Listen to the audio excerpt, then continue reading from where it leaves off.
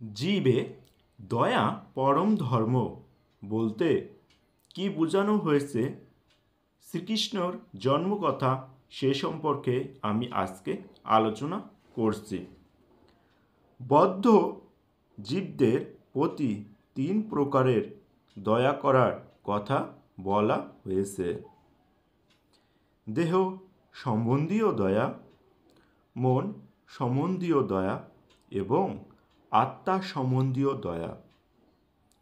স্থূল দেহ সম্বন্ধীয় দয়া বলতে বোঝায় ক্ষুধার্ত জীবকে খাদ্য দান, প্রীত জীবকে ঔষধ দান, তৃষ্ণার্ত জীবকে জল দান, শীত পীড়িত জীবকে আচ্ছাদন ইত্যাদি।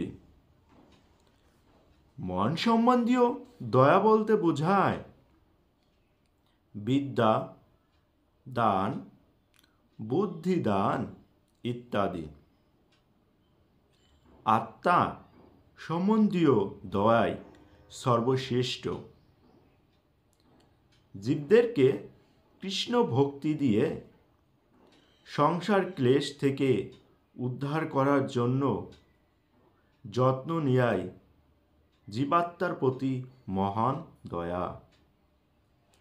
কর্মকাণ্ডীয় ব্যক্তিরা জীবের নিত্য মঙ্গল সম্বন্ধে ততদূর অন্বেষণ করেন না, তাই তারা দেহ সম্বন্ধীয় দয়াকে বড়ই শুভ বলে মনে করেন। জ্ঞানকাণ্ডীয় ব্যক্তিরা মন সম্বন্ধীয় দয়াকে অধিক আদর করেন।